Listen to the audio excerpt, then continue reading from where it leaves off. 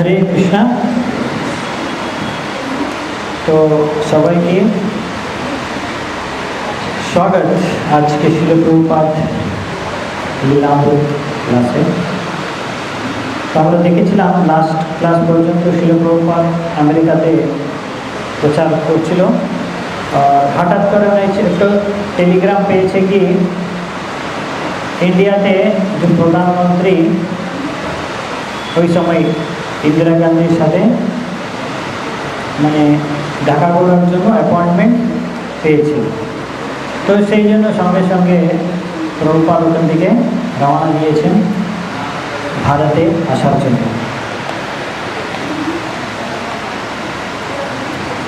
তো আসলে প্রভুপাদ এটা একটাই কারণ ছিল না ভারতকে আসার জন্য, যেহেতু ভারত দেশে ওনার অনেক প্রজেক্ট আছে, মায়াপুর, বৃন্দাবন, বম্বে, আর এইসবগুলো জিনিস এখনই দেখতে হবে। বিশেষ রূপে বম্বে এখনই মানে মন্দির টোটাল কনস্ট্রাকশন কমপ্লিট হয়নি। তো প্রভুপাদ এখানে আসতে হবে, সব কিছু দেখাশোনা করতে হবে। যেহেতু আমেরিকাতে তো ভক্তরা ওখানে নিজে নিজে সব দেখে নিচ্ছে, জাস্ট প্রভুপাদকে একটু ডাইরেকশন দিয়ে হয়ে যাচ্ছে। কিন্তু ভারতে প্রভুপাদ এখানে এসে নিজে সব কিছু প্রত্যেক জিনিস দেখতে হবে, জানাতে হবে লোককে। নাহলে উনি দেখেছে কি ভারতে অনেকে ওনার তো বিদেশি ভক্ত, আর এখানে ভারতে ওরা কিভাবে কাজ করতে হবে ওরা বুঝতে পারছেন। আর অনেক লোক ওনাকে প্রতারণা করে অনেকগুলো লস হচ্ছে। সেই জন্য ভারতে বিশেষ রূপে প্রভুপাদ নিজে নিজে সব কাছের দিকে সব ম্যানেজ করছে, সবাইকে বলছেন কীভাবে করতে হবে। আর প্রভুপাদের জন্য ভারত যা আছে এখানে তো প্রভুপাদ বলেছেন যে বৃন্দাবন যা আছে ওটা ওনার ঘর, আর মায়াপুর হচ্ছে ওনার আরাধ্য স্থলী, ভগবানকে আরাধনা করার স্থলী। আর এখানে বম্বেতে ওনার অনেক লোকের সাথে পরিচিত আছে, যাকে উনি প্রচার করে বড় বড় লোকের সাথে। তো এইভাবে প্রভুপাদের তো ইন্ডিয়া আসার জন্য এটাও একটা কারণ। তো প্রভুপাদ মানে প্রচার করার জন্য এরকম আল্টারনেট করে কিছুক্ষণ সময় ভারতে থাকে, আর তারপর আবার কিছুক্ষণ সময় বিদেশে থেকে প্রচার করে, এরকম আল্টারনেট ট্রাভেলিং করে প্রচার করতে হবে। বিদেশেও ভালো জায়গা আছে, কিন্তু এখনই তো ওনাকে আসতে হয়েছে ভারতে। তো বিদেশে আটলান্টা আর কিছু জায়গাতে যাওয়ার আগে প্ল্যান ছিল, ওই সব একটুখানি ভক্ত এরা প্রভুপাদ লিখেছে ওনাকে কি আমি এবার আসতে পারছে না, আমি ভারতে যাচ্ছি একটু আর্জেন্ট কাজের জন্য। প্রভুপাদ বলেছে new York, London, loss Angeles ও সবাই আমেরিকাতে মানে আমার পিতৃদেশের মতো, আমার বাড়ি ওটাও নিজের। কিন্তু যখন প্রভুপাদকে জিজ্ঞাসা করলো তোমার ভক্ত, তা আপনার প্রভুপাদ আপনার আসল বাড়ি কোনটা? বৃন্দাবন, ভারত। তো বলছেন না, আমার বাড়ি হচ্ছে কৃষ্ণের চরণ পাদপদ্মের কাছে আমার আসল বাড়ি আছে। তো এইভাবে প্রভুপাদ এসেছে ভারতে। বম্বেতে দেখেছেন কি এখনই কনস্ট্রাকশন খুব স্লো চলছিল, অনেক স্লো, আর যে কনস্ট্রাকশন কোয়ালিটি খুব খারাপ। আর প্রভুপাদ ওই সময় ফাউন্ডেশন দিয়ে গিয়েছেন, এখন পর্যন্ত ওই রকম আছে। আর বৃষ্টি পড়ে জল জমিয়ে সব মানে নষ্ট হয়ে যাচ্ছে। এটা দেখে প্রভুপাদকে খুব খারাপ লেগেছে, আর বলেছেন এত খারাপ লেগেছে প্রভুপাদ করে বলেছেন এই সব কনস্ট্রাকশন তো মানে 4 মাস আগে প্রভুপাদ এটার দিকে এসব দেখে গিয়েছেন। প্রভুপাদ বলেছেন এইসব কনস্ট্রাকশন করার জন্য মন্দির তো 6 মাস থেকে বেশি লাগবে না। কিন্তু এখানে আমি দেখছি কি যদি আমি আমার এই জীবনকালে কি এই কনস্ট্রাকশন পূর্ণ হবে কি না কিছু আমার বিশ্বাস হচ্ছে না, যেরকম কাজ চলছে। তারপর এই কনস্ট্রাকশনের ডিজাইন, মন্দিরের ডিজাইন করে সুরভি আর মূর্তি প্রভু, ওরা এসে প্রভুপাদকে দেখিয়েছে আর একজন এসেছে নেল্লুর থেকে, উনি বলেছেন হায়দ্রাবাদে উনি জমি আছে, উনি কিছু জমি আছে উনি দেবে হায়দ্রাবাদের কাছে। তো প্রভুপাদ ঠিক আছে সবার সাথে কথা বলেছেন আর বলেছে কি ডিজাইন, টেম্পল কনস্ট্রাকশনের ডিজাইন যত শাস্ত্র অনুযায়ী, জমার সম্প্রদায় অনুযায়ী, বৈদিক সম্প্রদায় অনুযায়ী যদি তৈরি করে ভালো। বাকিটা বিল্ডিং মডার্ন হতে পারে কিন্তু মন্দিরের স্ট্রাকচার বৈদিক হয়ে ভালো। তারপর উনি হায়দ্রাবাদে, ফিজি ওখানেও মন্দির করার জন্য ডিজাইনকে ফাইনাল করেছেন। তারপর পরের দিন সকালে প্রভুপাদ আবার ডেকে ওনাকে কথা বলেছেন এই বিষয়ে। তারপর ওনাকে যেতে হবে দিল্লিতে, যেহেতু উনি এসেছেন প্রাইম মিনিস্টারের সাথে দেখা করার জন্য। তো নেক্সট দিন রওনা দিয়েছে দিল্লিকে, আগস্ট 22, 1975 সকালে 9:15 সময় প্রভুপাদ ওনার অনেক মেন শিষ্যকে নিয়ে প্রাইম মিনিস্টারের যে মেন কোয়ার্টার আছে, ঘর আছে ওখানে গিয়েছেন। কিন্তু বাইরে গেটের কাছে যে সিকিউরিটি আছে ওরা বলে দিয়েছে কি বিদেশি লোক ভিতরে যাওয়ার জন্য অনুমতি নেই। ওই সময়ে 2 দিন আগেই একটা ঘটনা ঘটেছে, বাংলাদেশের প্রাইম মিনিস্টারকে কেউ হত্যা করেছে। আর এরকম খবর চারদিকে ছড়িয়েছে কি নেক্সট ইন্দিরা গান্ধীকে কেউ হত্যা করবে। সেই জন্য ওই সময় এরকম বাতাবরণ ছিল, খুব টাইট সিকিউরিটি ছিল। আর সেই জন্য ওরা বিদেশি কেউকে ভিতরে ঢুকতে দিচ্ছেন না, অনুমতি দিচ্ছেন না। তো প্রভুপাদ একাই তাহলে চলে গেছেন, একটা গাড়ি পাঠিয়েছেন ওরা, একটা গাড়িতে বসে প্রভুপাদ ভিতরে যেখানে ইন্দিরা গান্ধীর ঘর আছে ওই সামনে পর্যন্ত গাড়ি নিয়ে গেছেন ওনাকে। তারপর প্রভুপাদ ভিতরে গিয়েছেন। তো প্রভুপাদ আগে থেকেই ইন্দিরা গান্ধীর সাথে কী কথা বলবো একটা বই ভিতরে লিস্ট করে রেখেছেন। প্রথম পয়েন্ট লিখেছে কি আমার 500 বিদেশি ভক্তকে ভারতে পার্মানেন্ট থাকার কিছু ব্যবস্থা করার জন্য। নেক্সট উনি লিখেছেন যে পার্লামেন্ট মেম্বার হবে সবাই ব্রাহ্মণ দীক্ষিত হবে, সঞ্জয় রাজা হবে, খাসাইখানা যত আছে সব বন্ধ করতে হবে, কাতালখানা খাসাইখানা, আর জব করতে হবে সবাই। আর আমিষ আহার ও শুধু বাড়িতে করতে হবে, পাবলিকে আমিষ আহার ব্যান করতে হবে। আর বেশ্যাগ্রহ এসব কিছু বন্ধ করতে হবে, ওটাকে দণ্ড দিতে হবে। ভগবত গীতার ছাড়া বাকি সবকে ধর্ম আর কোনো থাকতে হবে না। আর সব গভর্নমেন্ট অফিসার जो আছে প্রতিদিন 2 বেলা কীর্তন করতে হবে। আর লাস্টে লিখেছে আর সারা পৃথিবীতে প্রচার করার জন্য সাহায্য করতে হবে সরকারকে। তো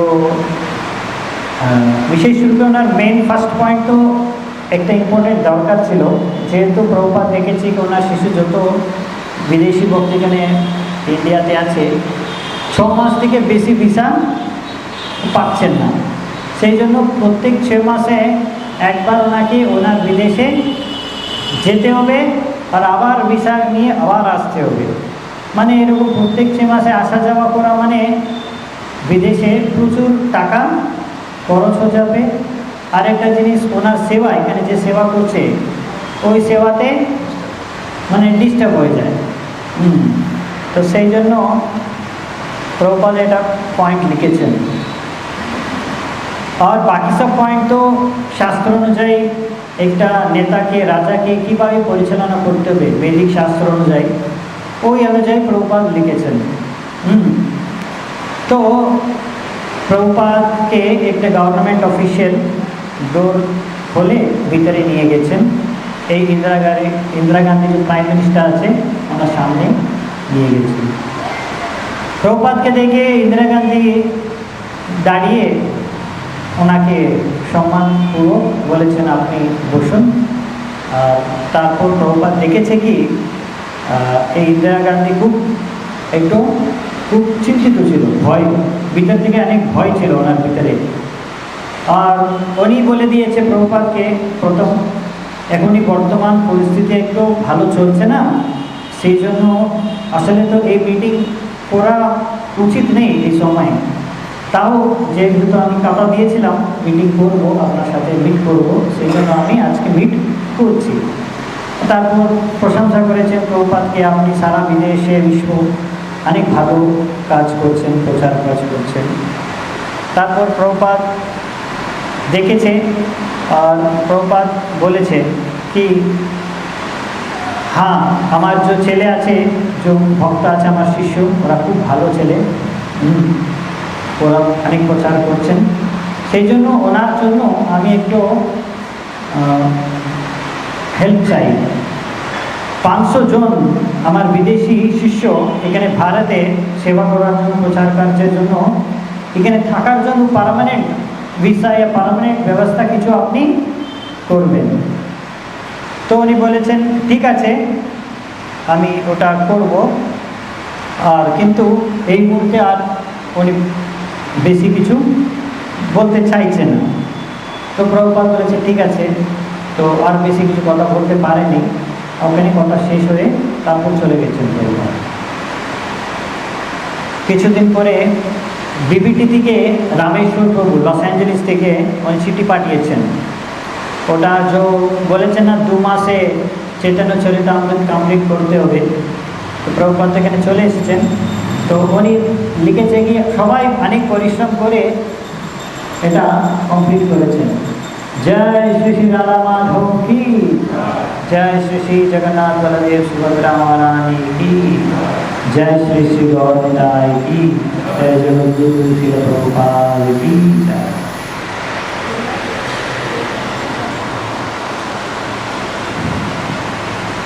যখন ওরা প্রিন্ট হয়ে বই, চৈতন্য চরিতামৃত প্রথম বই এসেছে প্রিন্টিং প্রেস থেকে, ওরা ওখানে বিগ্রহ রুক্মিণী দ্বারকাধীশ লস অ্যাঞ্জেলিসে বিগ্রহকে অর্পণ করেছেন আর সবাই প্রার্থনা করেছেন। আর এটা অসম্ভব ভেবেছেন, কিন্তু প্রভুপাদের কৃপায় এটা সম্ভব হয়ে গেছে।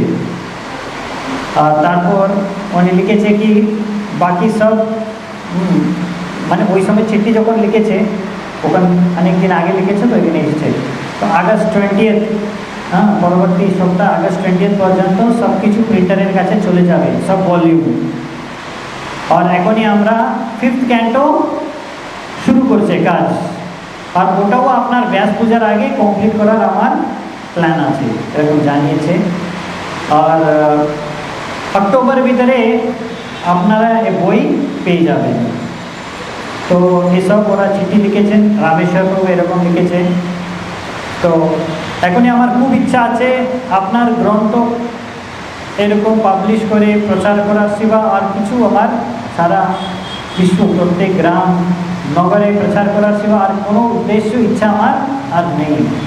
তো প্রভুপাদ খুব খুশি হয়ে পরবর্তী দিনে লিখে দিয়েছে অনেক চিঠি কি এরকম আপনি চাইছে কি আমি 12 স্কন্দ ভাগবতের অনুবাদ করার জন্য অবশ্যই আপনি পেয়ে যাবেন, যেহেতু আপনার ইচ্ছা করছে, কৃষ্ণ পূর্ণ করবে আপনার ইচ্ছাকে।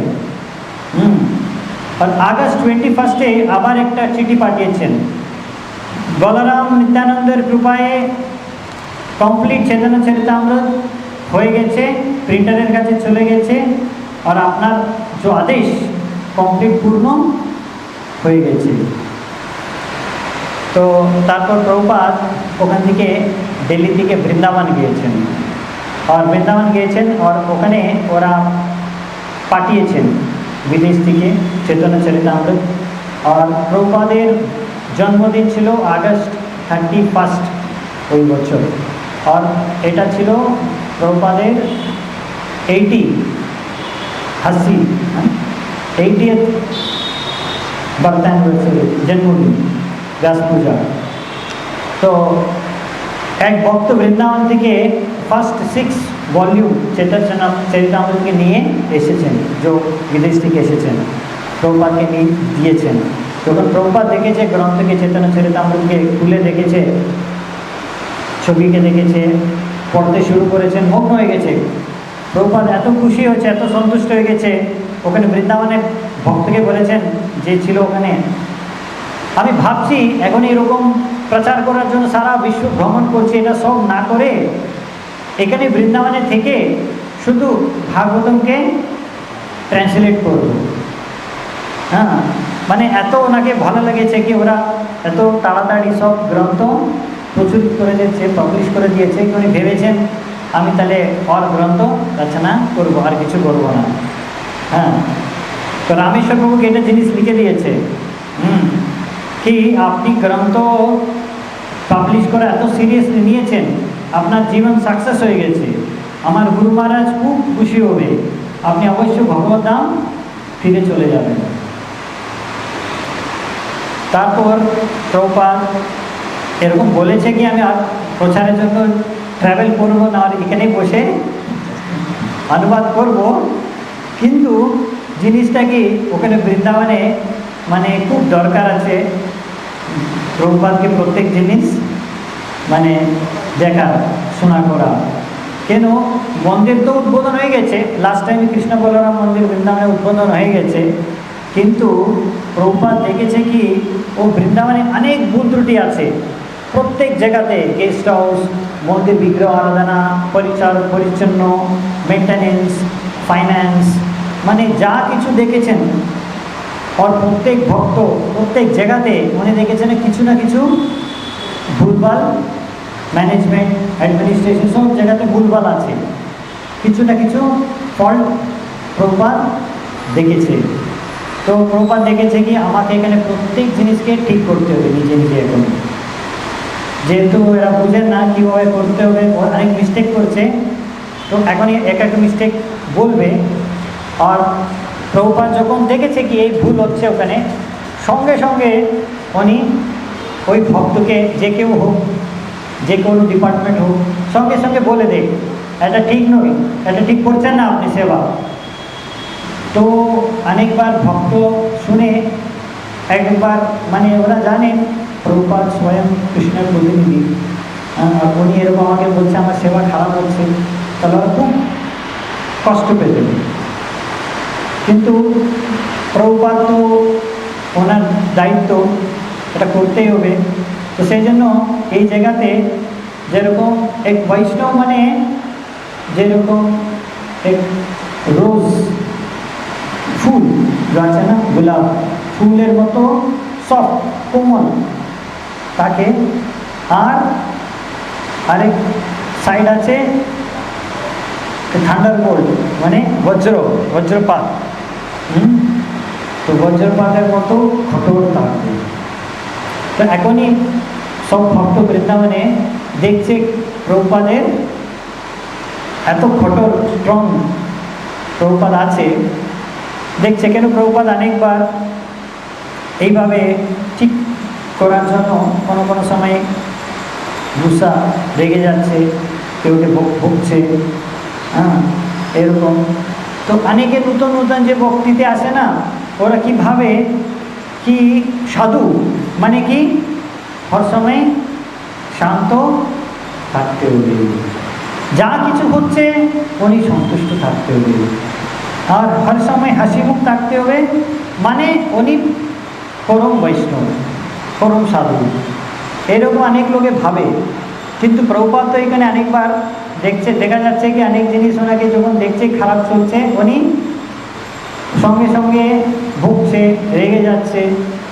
তো এটা দেখে কেউ কেউ মানে বুঝতে পারো না, কিন্তু আমার শাস্ত্রের ভিতরে বলেছেন এই যে ক্রোধ যে আছে, গীতা ভিতরে বলেছেন যারা জগতিক জায়গাতে যার কাম বাসনা পূর্ণ না হয়, ওরা ভিতর থেকে ওনার ভিতরে ক্রোধ উৎপন্ন হয়, ওনার কিছু ইচ্ছা পূর্ণ না হয় শর্ত। কিন্তু সাধু যে আছে ওনার তো কোনো কাম বাসনা ইচ্ছা নেই, ভৌতিক ইচ্ছা নেই, তাহলে ওনার যার জগতিকে যেরকম ক্রোধ উৎপন্ন হয় ওটা ক্রোধ উৎপন্ন হয় না। কিন্তু নরোত্তম দাস ঠাকুর উনি বলেছেন, যেমন একটা উদাহরণ দিয়েছেন হনুমান ওনার রাবণকে শাস্তি করার জন্য উনি অনেক ক্রোধ ব্যক্ত করেছেন। ভগবদ্গীতা ভিতরে কৃষ্ণ অর্জুনকে বলেছেন, হ্যাঁ, আপনাকে যুদ্ধ করতে হবে। ওনাকে প্রেরণা দিয়েছেন, ওনাকে একটু ভিতরে এরকম আপনার যা কিছু আছে যুদ্ধ করতে হবে। তো এরকম কিছু কিছু ভাবুক লোক, নিরাকারবাদী লোক এরকম ভাবে সাধু মানে কোনো সময় ওনার ভিতরে ক্রোধ থাকতে হবে না। কিন্তু একবার তো কি হয়েছে, প্রভুপাদ যেমন দিল্লিতে প্যান্ডেল প্রোগ্রাম ছিল, এক ব্যক্তি কৃষ্ণের বিষয়ে কিছু ভুলভাল বলে দিয়েছে। কিন্তু প্রভুপাদ সঙ্গে সঙ্গে সবার সামনে ওনাকে বুকে কন্ডাম করেছেন আর রেগে গেছে।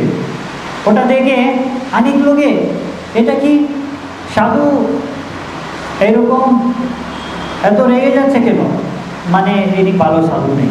সঙ্গে সঙ্গে অনেক লোক প্যান্ডেল থেকে উঠে চলে গেছে। তো কিন্তু শাস্ত্রের ভিতরে রূপ গোস্বামী বলেছেন, আমার আচার্য বলেছেন কি যদি কেউ বৈষ্ণব নিন্দা কৃষ্ণের প্রতি নিন্দা অপরাধ যদি করে তাহলে সহন করতে হবে না, সঙ্গে সঙ্গে খণ্ডন করতে হবে। তো এভাবে প্রভুপাদের শিষ্য তো বুঝেন এই জিনিসটা, সেই জন্য ওরা প্রভুপাদের ক্রোধকে ওরা স্বীকার করছে। ওরা তো জ্ঞান আছে, আধ্যাত্মিক জ্ঞান, তাও কোনো কোনো সময় যখন প্রভুপাদ ওনাকে যখন কিছু জিনিসে বকেছেন তো ওই সময় ওনাকে একটু খারাপ লাগছে, কষ্ট হয়ে যাবে। কিন্তু এটা গুরুর দায়িত্ব, যদি ওনার শিষ্যের মধ্যে কোনো ভুল ত্রুটি আছে ওনাকে ধরতে হবে আর ঠিক করতে হবে। চাণক্য পণ্ডিত বলেছেন কোনো সময় গুরু ইয়া পিতাকে, ওনার পুত্র ইয়া শিষ্যকে কোনো সময় এরকম লিনিয়েন্ট মানে ছেড়ে দিতে হবে না, স্ট্রিক্ট থাকতে হবে। কিছু যদি ভুল করে, না হলে যদি ভুল করছে আর কিছু বলছেন না, তাহলে ওরা আস্তে আস্তে বিগড়ে যাবে সন্তান শিষ্য।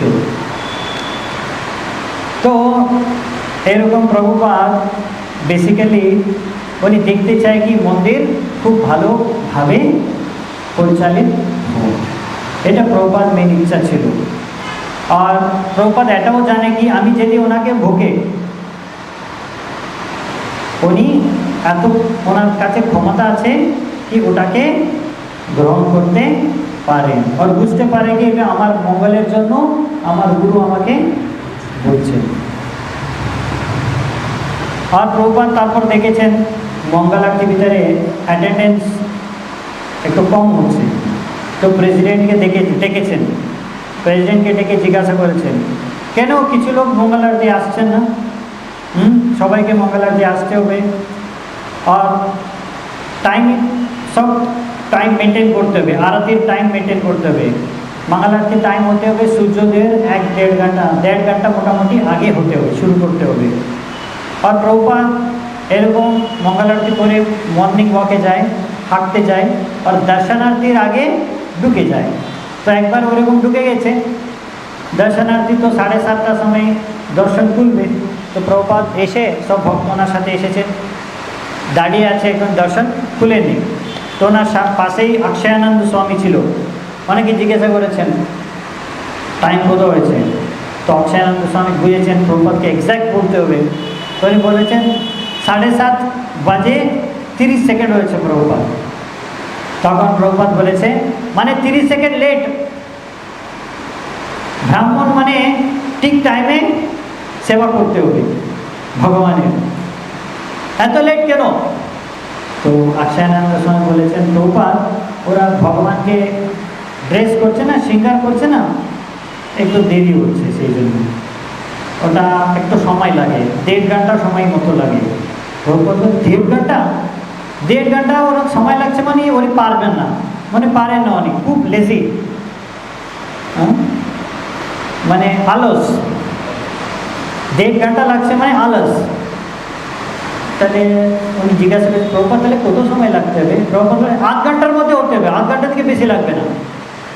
তখন অক্ষয়ানন্দ স্বামী ভেবেছেন আমার পুরো এত পূজারীর মতো কেউ পূজারী 8 ঘন্টার মধ্যে ড্রেসিং করতে পারবে না, হ্যাঁ, আর কিছু বলেনি, চুপ হয়ে গেছে। তো প্রভুপাদ বলেছেন তাহলে তাহলে কী অসুবিধা, 8 ঘন্টার মধ্যে হয়ে যাবে। তারপর প্রভুপাদ দেখেছে কি গেটের সামনে যে রাস্তা আছে ওখানে পরিষ্কার নেই। তারপর প্রভুপাদ বলেছে কেন এটা পরিষ্কার নেই? তো যেই সকালবেলা সূর্যোদয় হওয়ার আগে এটা পরিষ্কার থাকতে হবে, আমি চাই এটা, কালকে আমি দেখতে চাই এটা পরিষ্কার। তখন সঙ্গে সঙ্গে এই খবর পাঠিয়েছেন যে টেম্পল কমান্ডার ছিল ওই সময় হরিশৌরী প্রভু।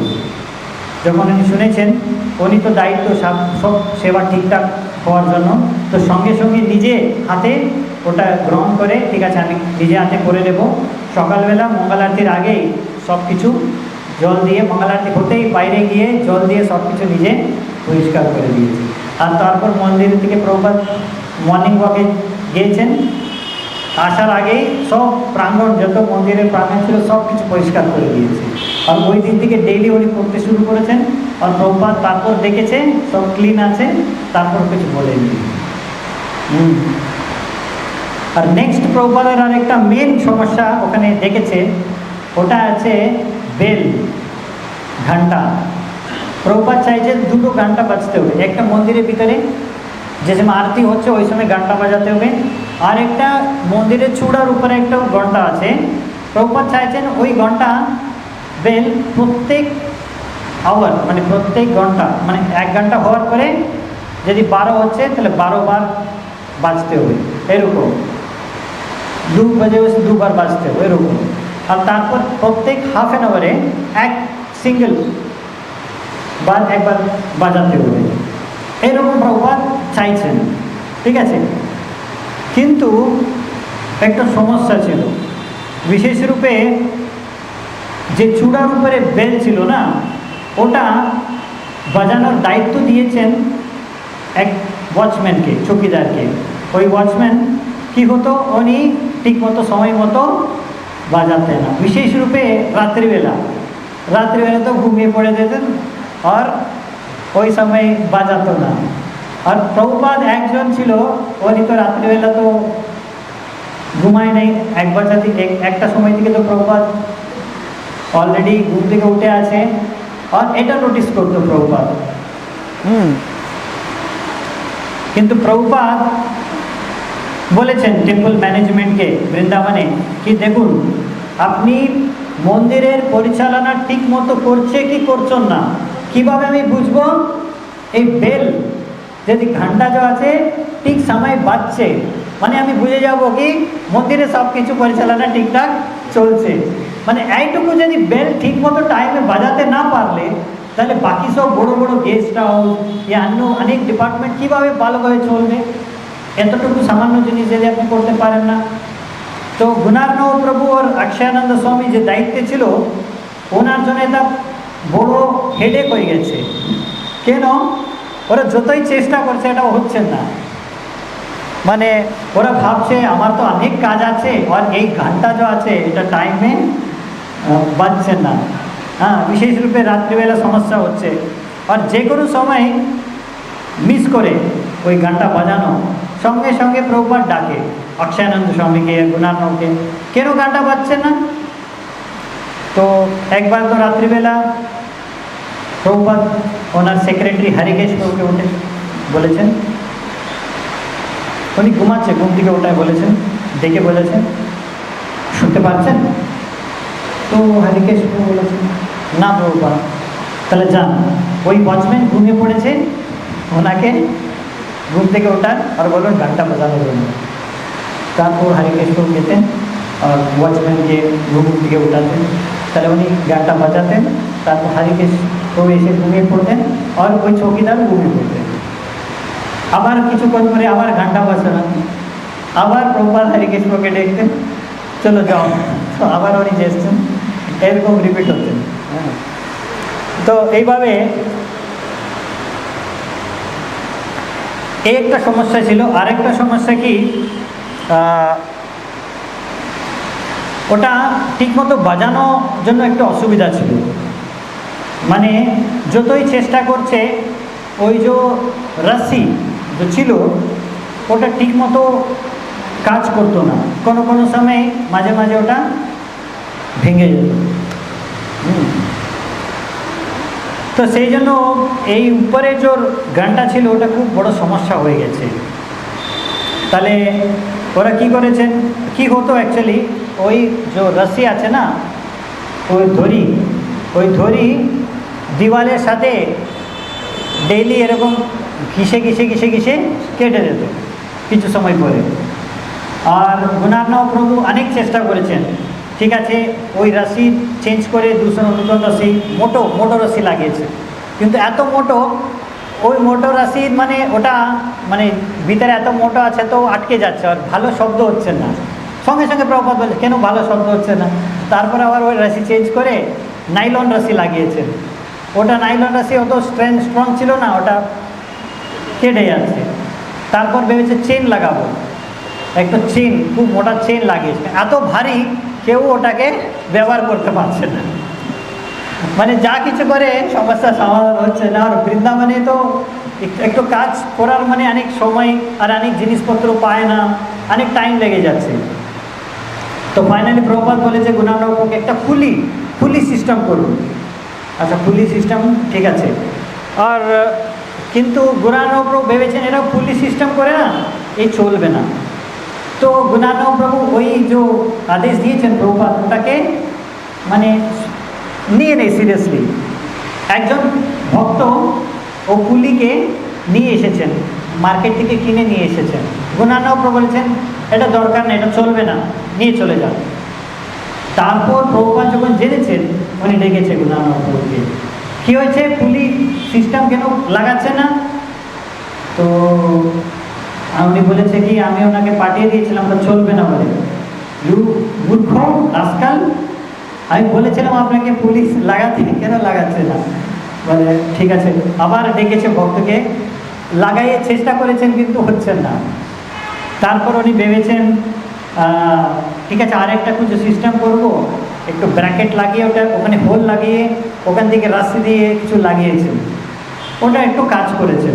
প্রভুপাদ দেখেছে, বলেছে ঠিক আছে এটা খুব ভালো আইডিয়া দিয়ে করেছেন আপনি, কিন্তু মানে যখন প্রভুপাদ বলেছেন বেল একবার চেক করব, ও তো ভালো বেল রিং হচ্ছে না। তারপর গুণার্ণব গ্রিস অয়েল তেল বেল লাগায় কিছু চেষ্টা করেছেন, তো ও দড়ি আবার কেটে যাচ্ছে, যেহেতু এরকম সমস্যা হয়েছিল। তো এইভাবে প্রভুপাদ যখন বৃন্দাবনে ছিলেন ওই সময়ে মর্নিং হাঁটতে যখন যায় না, তো জেনারেলি হাঁটার সময় তো আগে তো অনেকগুলো গল্প করতেন, এখনই একটাই গল্প, মন্দিরে এটা ঠিক চলছে না, ওটা ঠিক করছেন না, ওরি ঠিক করছেন না, এই ভক্ত ঠিক মতো সেবা করছেন না। একের প্রভুপাদ অনেকবার নাম তুলে বলে এই ভক্ত খারাপ করছে, এই ভক্তকে ঠিক করতে হবে, এই ডিপার্টমেন্ট ঠিক চলছে না, এরকম মানে কোনো সময় মানে খুব টেন্স হয়ে যায়, লোক খুব ভয় পেয়ে যায়, তো মানে হচ্ছে। তারপর প্রভুপাদকে সন্তুষ্ট করার জন্য গুণার্ণব প্রভু একটা কাজ করেছেন। প্রভুপাদকে তো গ্রন্থ বিতরণ করা খুব প্রিয়, তো কী করেছেন এন্ট্রান্স ভিতরে একটু ভালো ডিসপ্লে, এরকম মন্দিরের ভিতরে ঢুকতেই ভিতরে দিওয়ালে অনেক বড় ডিসপ্লে লগেছে, মানে অনেক ভালো শেলফ করেছে, বইকে সাজিয়ে লাইট লাগিয়ে ইলেকট্রিক লাইটস অনেক লাগিয়ে মানে সুন্দর সাজিয়েছেন। তারপর প্রভুপাদকে ডেকেছেন, প্রভুপাদ কেমন লাগছে? বলে ওই সময় গোপাল কৃষ্ণ গোস্বামী ওখানে সেক্রেটারি বৃন্দাবনের উনি ছিল, আর অন করেছে লাইট, ভালো জ্বলছে, ভালো চাকচাক দিচ্ছে, সবাই ভেবেছেন খুব খুশি হবে প্রভুপাদ। প্রভুপাদ কিছু বলেননি। তারপর গোপাল কৃষ্ণ মহারাজ বলেছেন প্রভুপাদ এখনই সব কিছু ফার্স্ট ক্লাস হয়ে গেছে, মন্দির সব স্মুথ চলছে। তখন প্রভুপাদ সাইলেন্ট থেকে ওনার যে ছিল ছাড়ি, যে ছাড়ি মানে হাত একটা ছিল না, হাঁটতে ব্যবহার করে না একটা ছেড়ি, হাতে ধরেছিল ছেড়িকে উপর করে দেখিয়েছে। উপরে দেখুন কি ছিল ওখানে, উপরে দেখুন বলেছেন ফার্স্ট ক্লাস নেই, 5th ক্লাস আছে, দেখুন উপরে। তো সবাই উপরে দেখেছে। উপরে কি ছিল, স্যান্ডিলিয়ার আছে না, স্যান্ডিলিয়ার মানে ঝুমর, কেবল ঝুমর বলতে না, স্যান্ডিলিয়ার মানে উপর থেকে সিলিং থেকে হ্যাং করে থাকে, খুব ডিজাইন থাকে, লাইট, ঝাড়বাতি, হ্যাঁ ঝাড়বাতি যে আছে, ওই ঝাড়বাতির ভিতরে পাখি কি করেছেন, ঘর বানিয়েছেন। আর এত বড় ঘর বানিয়েছে, গাছটা সব কিছু বাইরে থেকে পর্যন্ত দেখা যাচ্ছে। তো সবাই ভেবেছেন এত বড় ঘর বানিয়েছে, এত ভক্ত ছিল, কেউ দেখতে পারেনি, কিন্তু প্রভুপাদ ধরেছে ওটাকে। তো এইভাবে মানে তো প্রভুপাদ তো লিখেছেন এইভাবে। একদিন প্রভুপাদ সব টেম্পল ম্যানেজারকে ডেকেছেন, ডেকে ওনার সাথে কথা বলছে। দেখুন এখনই আমি দেখছি কি বৃন্দাবনে এখানে অনেক ফালতু খরচ হয়ে যাচ্ছে, অনেক টাকা নষ্ট হয়ে যাচ্ছে ফালতু জিনিসে খরচ করে। যেমন এখানে উনি করছে, বম্বেতেও একজন করছে। তো কিছু প্র্যাকটিক্যাল কিছু কথা বলবেন, কেন সেন্টিমেন্টাল কথা বলবেন না, প্র্যাকটিক্যালি কীভাবে এসব যে নষ্ট হচ্ছে, এটাকে কম করতে হবে। এত খরচ হচ্ছে, যে ফালতু খরচ হচ্ছে, এটাকে কম করার জন্য কিছু আইডিয়া দেবেন। তাহলে কিছুক্ষণ পরে কেউ কিছু বলেননি, ভয় পেয়েছে সবাই। তারপর ফাইনালি অক্ষয়ানন্দ স্বামী বলেছেন, প্রভুপাদ আমরা সবাই যদি কৃষ্ণ ভাবনামৃত হয় তাহলে সমস্যা সমাধান হবে। তখন প্রভুপাদ বলেছে এটা খুব ইমপ্র্যাকটিক্যাল সাজেশন, এটা প্র্যাকটিক্যাল নেই। হ্যাঁ, তো এইভাবে অনেকবার প্রভুপাদের কাছে থেকে মানে অক্ষয়ানন্দ স্বামী তো অনেক বোকা খেয়েছে, তাও কোনো সময় উনি প্রভুপাদকে ত্যাগ করে দিন, তাও প্রভুপাদের সঙ্গে থাকে অল টাইম। হ্যাঁ, তো এত মানে অনেকবার এরকম হয়। একবার প্রভুপাদ বলেছেন এই বৃন্দাবনে না ওয়েদার খুব হার্শ, গরমের সময় খুব গরম আছে, ঠান্ডার সময় খুব ঠান্ডা, কোনো কোনো সময় ঠান্ডার সময় বৃষ্টি হয়ে যায়। তখন অক্ষয়ানন্দ স্বামী বলছেন, প্রভুপাদ যদি এখানে মলমূত্র, রক্ত আর কি খারাপ জিনিস যদি বৃষ্টি হয় বৃন্দাবনে, তাও আমাকে বৃন্দাবনে থাকতে হবে। মানে উনি বলতে চাইছে কি যা কিছু হবে আমরা এখানে থাকবো। তো প্রভুপাদ শুনে হেসে বলেছেন আপনি কি এসব কিছু চাই? তো আরেকবার প্রভুপাদকে জিজ্ঞাসা করেছে অক্ষয়ানন্দ স্বামী, প্রভুপাদ আমি শাস্ত্র থেকে এরকম শুনেছি কি শাস্ত্রতে লেখা আছে যদি একবার কেউ মল ত্যাগ করে, দিনে একবারই মল ত্যাগ করে ওনাকে বলে যায় যোগী, আর দুবার মল ত্যাগ করে ওনাকে বলে ভোগী, আর 3 বার মল ত্যাগ করে দিনে তাহলে উনি রোগী। এটা কি আমি ঠিক শুনেছিলাম? প্রভুপাদ বলেছেন হ্যাঁ ওটা শাস্ত্রবিদ্যালে লেখা আছে ঠিকই।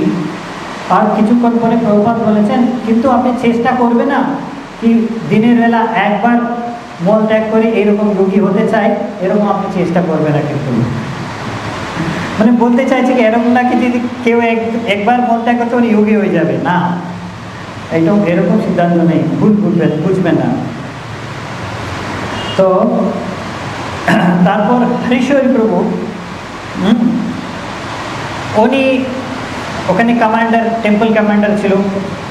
তো উনি প্রভুপাদের সাথে ওনার বেশি অত সম্পর্ক হয়নি বেশি। একদিন কি হয়েছে, মন্দিরে উনি ছিলেন আর উনি দেখেছি কি বয়স্ক লোক মন্দিরের দর্শন খোলা আছে, ভগবানের সামনে উনি কিছু খাবার খাচ্ছে। তো সঙ্গে সঙ্গে হরিস্বরূপ এসে বলেছেন এখানে মন্দিরের ভগবানের সামনে আপনাকে এরকম খেতে হবে না, আপনি বাইরে গিয়ে খাবেন। তো ওখানে একটা বেঙ্গলি যুবক ছেলে, ওই যুবক ছেলে যে বেঙ্গলি ছেলে ছিল উনি সঙ্গে সঙ্গে খুব রেগে গেছে, আপনি কে এরকম ওনাকে বলার, আপনার কি ক্ষমতা আছে, আমি আপনাকে তুলে বাইরে ফেলে দেব, আপনার শিকাকে খেটে দেব, এরকম জোরে জোরে কথা বলতে শুরু করেছে। তখন হরিশ্বরী প্রভু কী করেছেন, ওনার হাত ধরে এরকম করে দিয়ে ওয়াচম্যানকে ডেকেছে, ডেকে বলেছেন এই লোককে না বাইরে তুলে দেবে, বাইরে ফেলে দেবে। তো ওয়াচম্যান ওনাকে বাইরে ফেলে দিয়েছে। এই খবর প্রভুপাদের কাছে, এই ঘটনা এরকম ঘটেছে, হ্যাঁ, প্রভুপাদের কাছে চলে গেছে, কানে পড়েছে। জয় শ্রী শ্রী রাধা মাধব কি, জয় শ্রী শ্রী জগন্নাথ বলদেব সুভদ্রা महारानी की, जय श्री श्री गौर निताय की, श्री प्रभुपाद की जय। তো সঙ্গে সঙ্গে প্রভুপাদ ডেকেছে ওনাকে, হরিশ্বরী প্রভুকে। তো যখন খবর হয়েছে কি প্রভুপাদ ওনার সাথে দেখা করতে চায়, হরিশ্বর প্রভু খুব ওনাকে খারাপ লেগেছে। এতদিন থেকে আমার প্রভুপাদের সাথে দেখা হয়নি, আর প্রথমবার প্রভুপাদ আমাকে ডাকছে, আর এই জন্য মানে এখনই তো অবশ্যই প্রভুপাদ আমাকে বকবে। তো তারপর যখন প্রভুপাদের কাছে গিয়েছেন, তো প্রভুপাদ বলেছেন ওনাকে, প্রথমে ওনাকে কিছু বকে নেই, কী হয়েছেন বলুন, তাহলে ওনাকে ভালো লাগে, ঠিক আছে আমি আমার তরফ থেকে বলবো কী ঘটনা হয়েছে। তো সব কিছু বলে দিয়েছে। তারপর প্রভুপাদ বলেছেন কি, দেখুন আপনি এরকম বলছেন, কিন্তু কোন জায়গায় আপনি এই পড়াশোনা করেছেন কি ভগবানের সামনে খেতে হবে না? তো সঙ্গে সঙ্গে আর মনে কিছু আসছেন না। প্রবাদ আমি জানি না কোন জায়গাতে, কোনো আপনার বই ভিতরে আর লেকচার ভিতরে শুনেছিলাম, পড়েছিলাম এরকম, কিন্তু এক্স্যাক্ট জানি। তো প্রভুপাদ বলেছেন, দেখুন আপনি এই ভারতে কেমন লোক আছে আর কেমন বাতাবরণ আপনি বুঝতে পারছেন না। বৃন্দাবনে মন্দিরের যে ভক্ত আছে আর বাইরে যে ব্রজবাসী আছে, এই দুইজনের মধ্যে যে সম্পর্ক আছে, এটা মানে খুব সেন্সিটিভ এই ব্যাপারটা। আপনি যেরকম ওনাকে বাইরে তাড়িয়ে দিয়েছেন, ওই ছেলে এখন বাইরে যাবে, সব জায়গা প্রচার করবে। কি প্রচার করবে? এই মন্দিরে বিদেশি ভক্ত, বিদেশি লোক মন্দির থেকে আমাকে তাড়িয়ে দিয়েছে, এইটুকুই প্রচার করবে। মানে মন্দিরের খারাপ মানে অ্যাডভার্টাইজিং করবে উনি যাই গিয়ে। এইটা আমার জন্য খুব ক্ষতিকারক, মানে সেই জন্য এটা বড় অপরাধ, এই বিষয়ে বড় অপরাধ হয়ে গেছে। আপনি তো ঠিকই বলেছেন ওনাকে, কিন্তু সেইভাবে হয়েছে ঘটনা, ওটা বাইরে গিয়ে এরকম সরিয়ে দেবে জিনিসকে, ওটা আমার জন্য হানিকারক হয়ে যাবে, মন্দিরের জন্য ভালো নেই। তো প্রভুপাদ বলেছেন ওনাকে নিয়ে আসুন, গিয়ে যে জায়গাতে ওনাকে নিয়ে আসুন আমার কাছে। তো হরিশ্বর প্রভু গিয়ে সারাদিন খুঁজেছে, কিন্তু পায়নি। তারপর শুনেছে কি মথুরাতে কোনো হোটেলে উনি রয়েছে, কিন্তু ওখানে দেখেছে কিছু পায়নি। তারপর যখন প্রভুপাদের ঘরে ফিরে দেখেছে কি প্রভুপাদ মানে মন্দিরে যখন ফিরেছেন, শুনেছে প্রভুপাদ ডাকছে ওনাকে। তখন ভেবেছে এখনই তো আমি তো ওনাকে খুঁজে পাই নাই, প্রভুপাদ আমাকে বকবে। তো ভয় পেতে পেতে গিয়েছেন ভিতরে, আর দেখেছে কি প্রভুপাদ কিছু গেস্ট লোক আছে ওনার সাথে কথা বলছে, আর দেখেছে কি ও বেঙ্গলি যে ছেলে ছিল যুবক ওখানে দাঁড়িয়েছিল। আর যখন হরিশ্বরী প্রভু ভিতরে ঢুকেছে, ওই বেঙ্গলি যুবক ছেলে খুব ভালোভাবে হরে কৃষ্ণা বলেছে। তখন প্রভুপাদ বলেছেন ওনাকে ক্ষমা ছাড়ার জন্য। তো দুইজনকে ক্ষমা চাইছে কি আমার ভুল হয়ে গেছে। তারপর প্রভুপাদ বলেছেন ওখানে বাস্কেটে একটা ফল আছে, ওনাকে দিয়ে দেবেন। তো ওনাকে একটা ফল দিয়েছে। তারপর ওরা দুইজন চলে গেছে। মানে বেসিক্যালি প্রভুপাদ ওনার সাথে কথা বলে ওনাকে শান্ত করে দিয়েছে, মানে সমাধান করে দিয়েছে, কেউটা আর সমস্যা না বেড়ে না যায়। তারপর প্রভুপাদ ওখানে অনেকে প্রভুপাদের মানে বৈষ্ণবী শিষ্য ছিল, মহিলা যে শিষ্য ছিল, ওখানে কোনো কোনো মহিলার কিছু দোষ আছে দেখেছে প্রভুপাদ। যেমন এক প্রভুপাদের যে ঘর ছিল, ও ঘরকে পরিষ্কার রাখার দায়িত্ব ছিল এক ওনার শিষ্যের দৈবী শক্তি মাতাজি। তো প্রভুপাদ দেখেছে একটা গ্লাস ওখানে ক্লিন নেই, তো প্রভুপাদ বলেছে এখানে কে ক্লিনিং করছে, এটা ক্লিন নেই। তো ওখানকার তো এক সেবক বলেছে দেবী শক্তি মাতাজির দায়িত্ব, তো প্রভুপাদ তো তাহলে ওনাকে করতে হবে। তো আর কিছু বলে নেই প্রভুপাদ, কিন্তু ওই সময় থেকে দেবী শক্তি মাতাজি ভালো করে সব পরিষ্কার নিজে হাতে করে রেখেছিলেন। তারপর কিশোরী দেবী দাসী, উনি প্রভুপাদের কাছে এসে জিজ্ঞাসা করেছেন, উনি ভগবানের জন্য রান্না করতেন। তো প্রভুপাদকে জিজ্ঞাসা করেছে কিভাবে উনি সেবা করতে হবে, রান্নার সেবা। তো প্রভুপাদ বলেছেন যেভাবে একটু যুবক খুব খিদে পাচ্ছে, তাহলে ওনাকে কিভাবে আপনি খাবার পরিবেশনা করবো, ওই রকম আপনাকে ভগবানকে রান্না করে ভগবানকে ভোগ নিবেদন করতে হবে।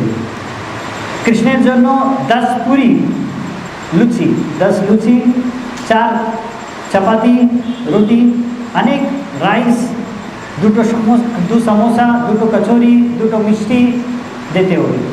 আর গরম গরম ভগবানকে খাবার রেডি করে দিতে হবে। আর আপনি শিখবেন আর সবাইকে এই জিনিস শেখাবেন।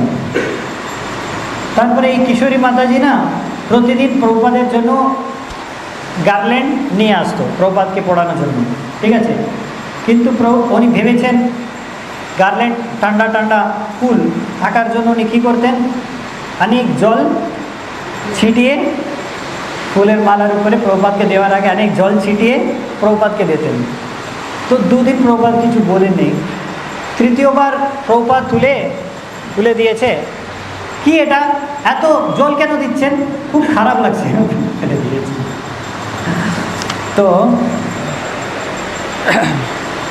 আরেক শিষ্য ছিল বিশালা মাতাজি, ওনার একটা এরকম একটা অভ্যাস ছিল, মানে যে কোনো সময় প্রভুপাদ মন্দির থেকে বাইরে যাবে, গেটের সামনে উনি দাঁড়িয়ে থাকবে আর জোরে জোরে সংস্কৃত শ্লোককে উচ্চারণ করবে, পাঠ করবে সংস্কৃত শ্লোককে।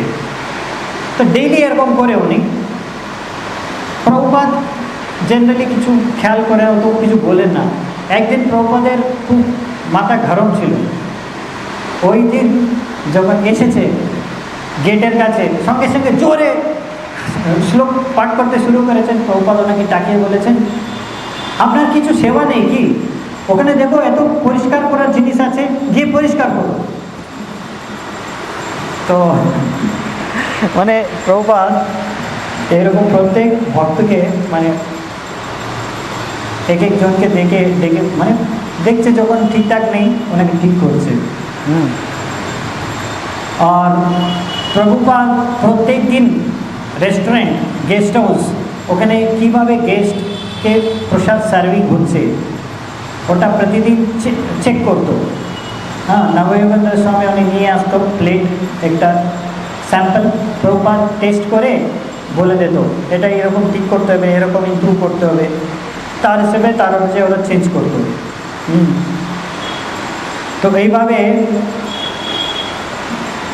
ওই বৃন্দাবনে ওই সময় যে ভক্ত থেকেছিল, ওখানে ওই সময় বৃন্দাবনে থেকে সেবা করা মানে অনেক বড় তপস্যা। মানে মানে যদি একটা ভুল হয়ে যায় তাহলে প্রভুপাদ ওখান পাবে, ওই রকম ছিল।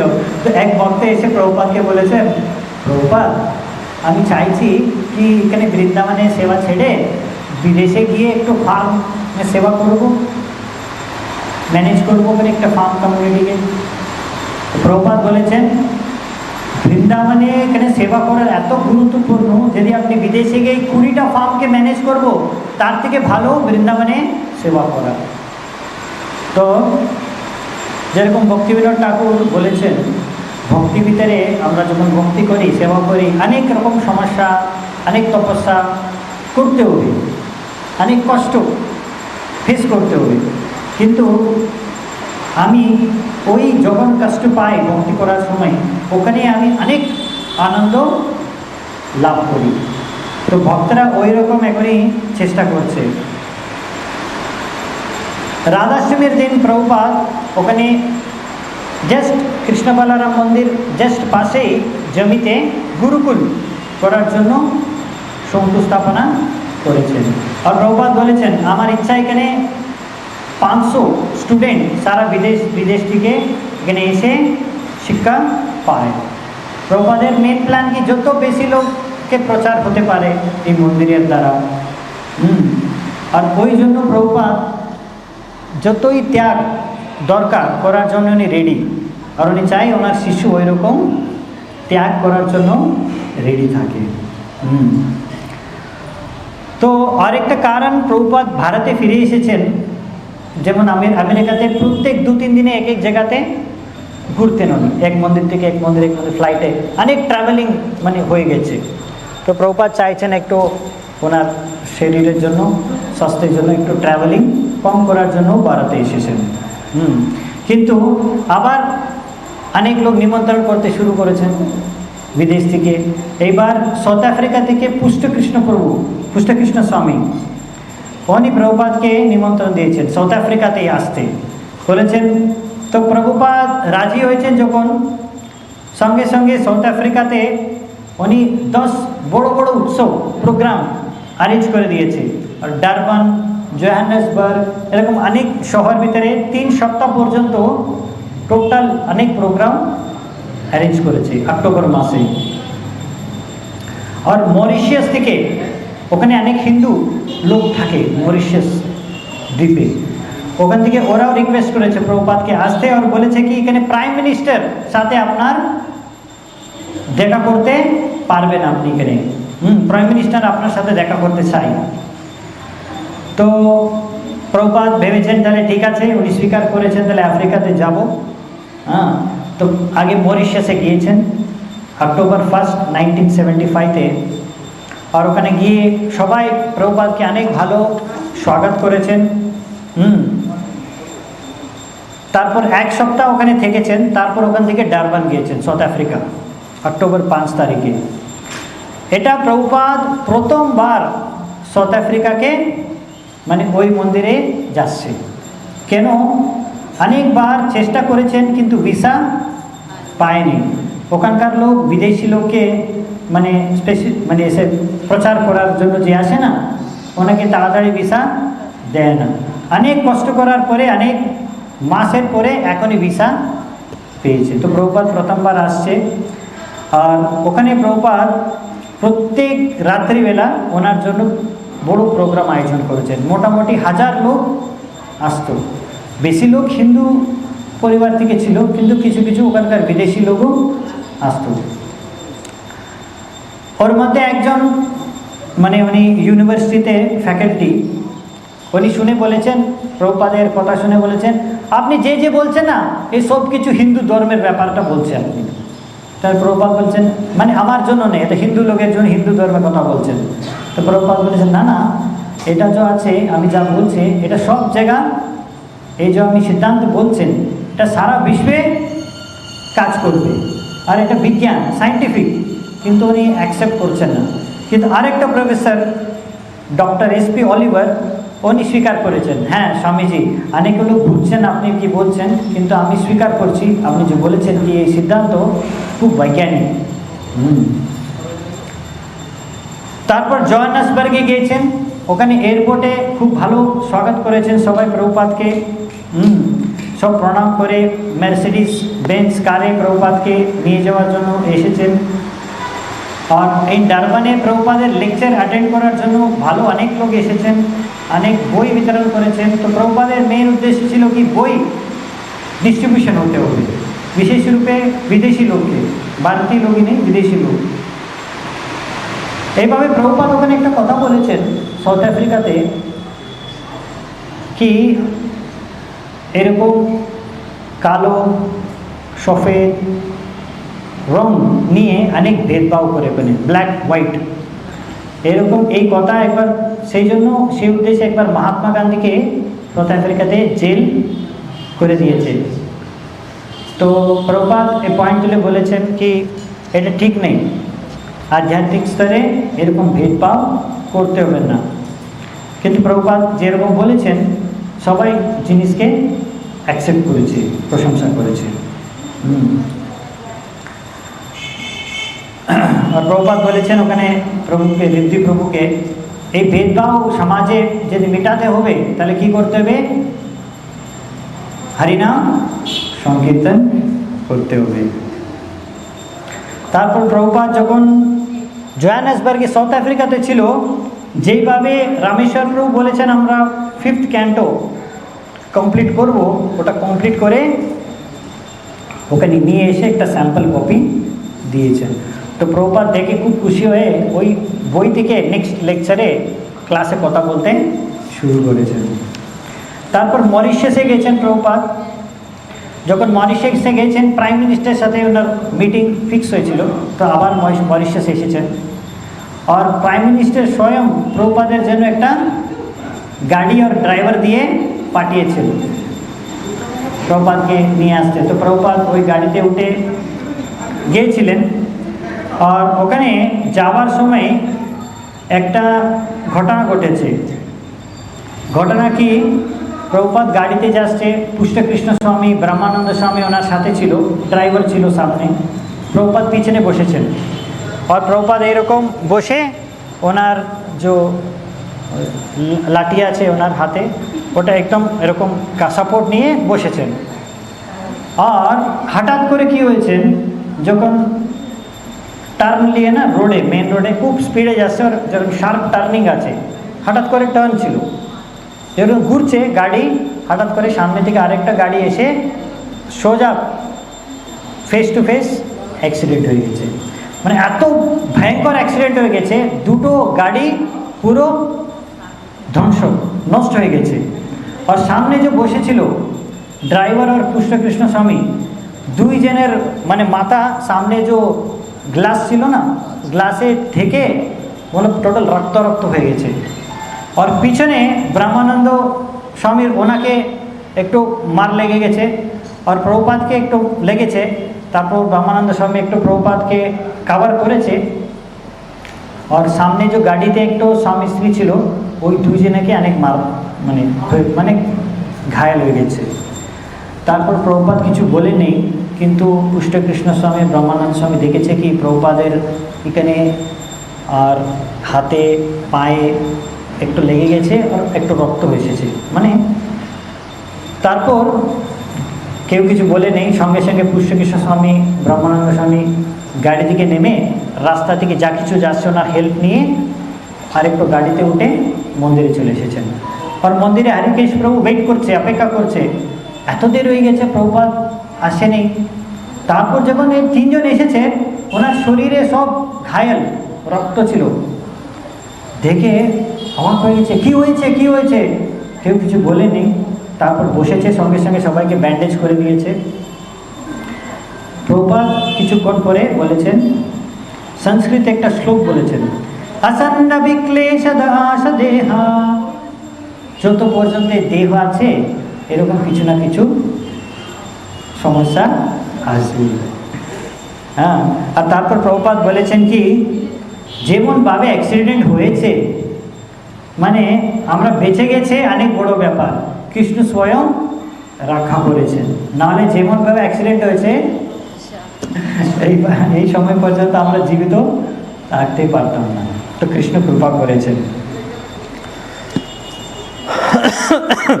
তারপর প্রভুপাদ এইভাবে ওখানে ছিল,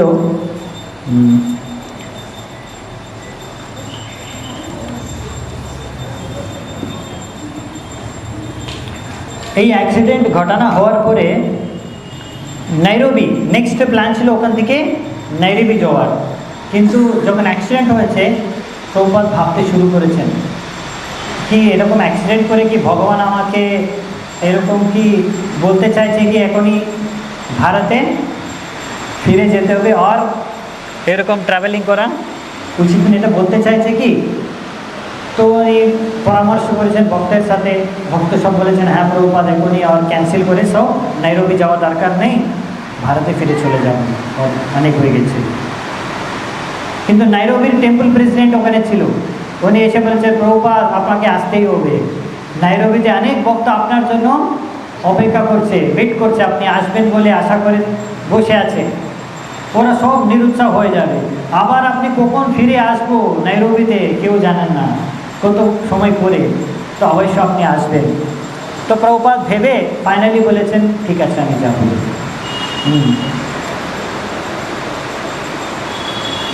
তারপর যখন নাইরোবিতে গিয়েছেন, এক সপ্তাহ ওখানে থাকার পরে, মানে কিছুদিন থাকার পরে প্রভুপাদ রিপোর্ট পাচ্ছে ভারত থেকে কি ওই বম্বেতে যে কনস্ট্রাকশন ছিল, ওটা যে ইঞ্জিনিয়ার কনস্ট্রাকশন করছে, ইঞ্জিনিয়ার আর ওখানকার লেবার আর দোকানদার যেখান থেকে মালপত্র কেনাকাটি করে সিমেন্ট বালু ইট সব কিছু সব মিলে কিছু কনস্পিরেসি করে অনেক মাল চুরি হয়ে যাচ্ছে, তো অনেক লস হচ্ছে, অনেক নষ্ট হচ্ছে, আর এগিয়ে যাচ্ছে না কিছু কনস্ট্রাকশনের কাজ।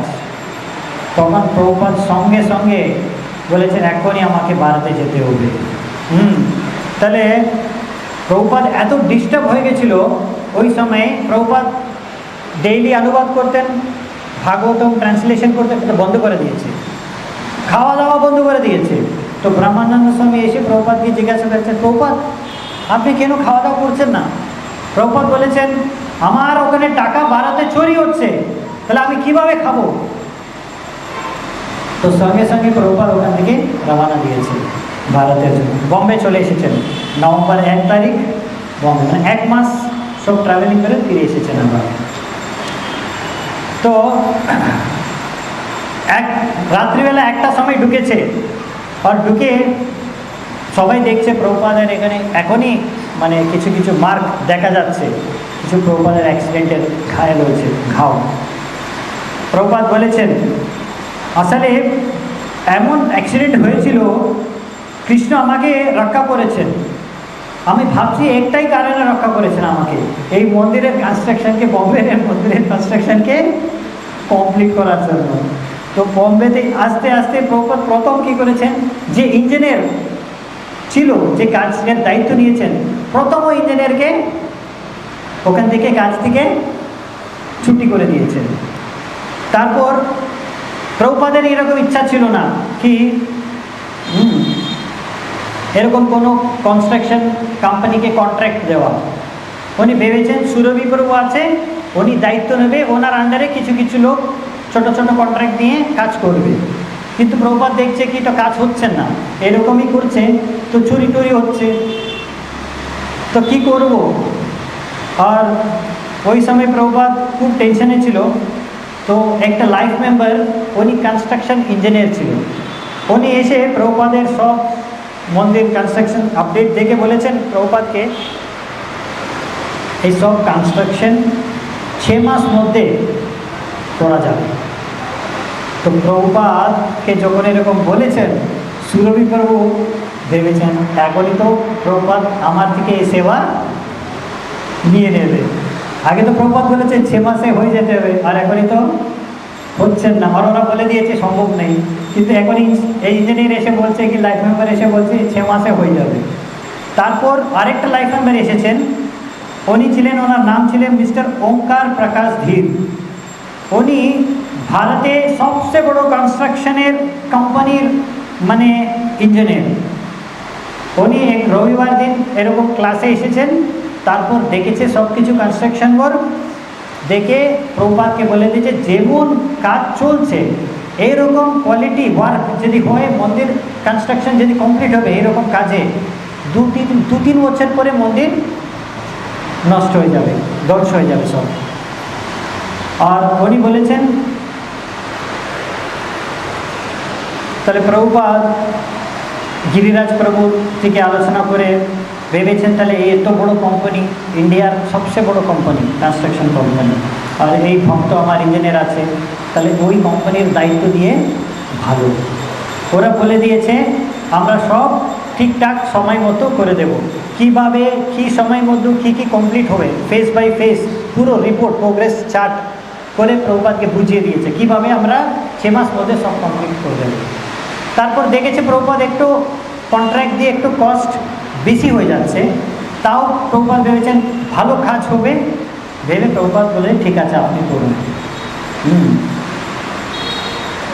তো এইভাবে প্রভুপাদ চাইছে কি যদি একটু বেশি খরচ যদি হয়ে যায় ঠিক আছে, কিন্তু মন্দির খুব ভালো তৈরি হতে হবে। প্রভুপাদ বলেছেন সুরভি প্রভুকে সব জায়গাতে মার্বেল দেবেন, মার্বেল দিয়ে করবেন। তো সুরভি প্রভু বলছে প্রভুপাদ অনেক টাকা হয়ে যাবে, যত টাকা হবে ওটা আমি প্রোভাইড করব।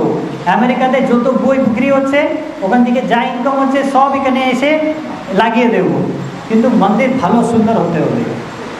তো তারপর ঠিক আছে, তো সুরভি প্রভু কী করেছেন সব গেস্ট হাউস ঘরে মন্দিরে সব জায়গা মার্বেল দিয়েছে, কিন্তু রাস্তায় থাকে না, রাস্তায় উনি মার্বেল দিয়ে নেই, তো কম দামের পাথর দিয়েছে। তাও পাথর প্রভুপাদ বলেছে কেন কম দামের পাথর দিয়েছে, আমি বলেছিলাম মার্বেল দিতে সব জায়গাতে। তো তারপর প্রভুপাদ আরেকটা চিঠি পেয়েছেন রামেশ্বর প্রভু থেকে।